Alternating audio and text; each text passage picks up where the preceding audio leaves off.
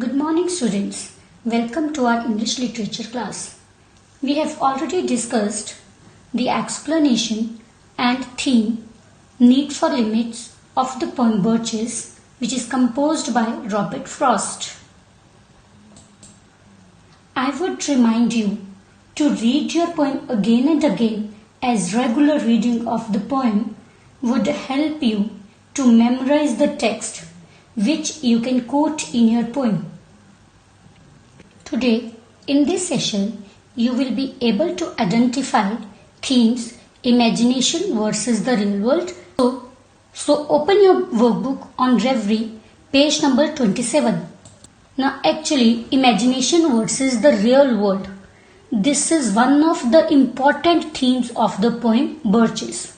The use of poetic imagination to surpass. Underline word surpass, meaning is outdo or exceed the limits of the material world is one of the important themes of the poem Birches. The speaker in the poem rejects the real cause for the birches to have been bent over. Instead, he offers a fanciful underline, meaning is full of imagination, explanation of his own. Here in this poem, the speaker, the poet, rejects the true cause for the birches to have been bent over. Rather, he offers his own fanciful explanation. At one level, he claims that the act of his imagination expresses a larger truth and it is a worthy task. But on the other hand, he makes it clear that one must remain within the natural world and that complete escape into the world of imagination is not desirable. It is this tension within the poem that makes each world both appealing and painful. Now, at one level, the poet prefers his imagination, but on the other hand, he tells something else. So, what does he tell? He tells the readers about balancing between truth and imagination. The real world might be a place of pain, but it is also the place for love. The imaginary world is innocent, but it is solitary. Solitary means lonely and loveless. Should we live in a world of imagination or in a world of reality? Is the question that is discussed in the poem. So the real world can be a place of pain, but there is no other place for love better than earth. The imaginary world undoubtedly is innocent, but it is the world which is loveless and lonely. So whether we live in the world of imagination or in the world of reality, this is the question which is discussed in the whole poem.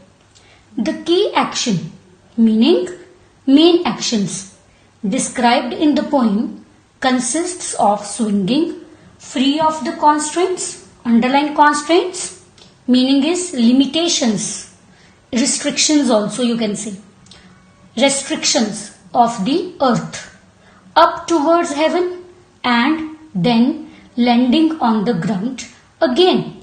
Thus the speaker takes the reader through a series of swings back and forth between earthbound realities, underline earthbound realities, meaning is harsh realities of the earth, and imaginative possibilities, underline imaginative possibilities, meaning is attractive possibilities of imagination.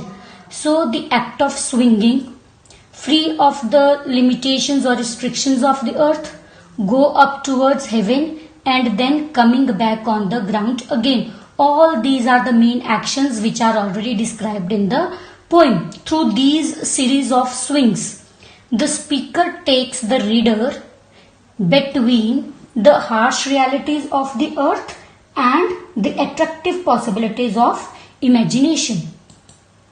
The first four lines of the poem swing from a real image that the poet has observed, birches bent over, to a myth, underline myth, meaning is a false belief. He would like to believe that the birches are bent because of a boy's play. So in the first 4 lines of the poem, the poet observed how the birches got bent over, but he prefers to develop the myth of a boy who has bent down all the birches. In the next few lines, the poem swings back towards reality. The poet observes the dismal, underline dismal, meaning is, yes, unpleasant, images of an ice storm that made the birches bend and never right themselves. The poet seems to be inspired more by his power of imagination than the reality. So, in the next few lines of the poem takes us back towards reality, comes to the reality again, where he observes the unpleasant images of an ice storm which made all the birches bend, and it seems as if the poet is more inspired by his power of imagination. In the second section of the poem, the one mainly concerned with the actual truth about how ice storms bend the birches, the fervor, underline fervor, meaning is intense feeling of Frost's observations leads him into wild imagination that the birches got bent by the boys swinging on them. He goes to the extent of imagining the ice shattered, underline shattered, meaning is broken into pieces, by the sun, to be heaps of broken glass to be swept away. In the second section, the poet's observations, right, whatever he observes, like how ice storms bend the birches, right? So his observations only convinced him to think that the birches got bent the boys' play. Even he thinks that the ice crystals got collected below the tree as if it were a pile of glass pieces to be swept away.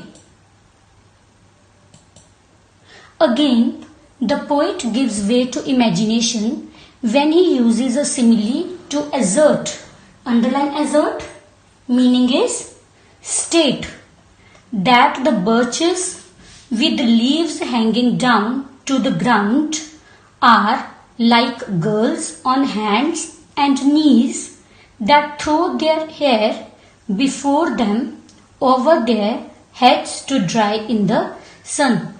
Again, now poet talks about his imagination, where he compares the bending of birches to the girls' hair hanging down as if they are drying their hair in the sun. Frost then gives a mythical account of how the birches were bent by a boy. The boy subdued all his father's birches into bent over arcs until not one was left for him to conquer.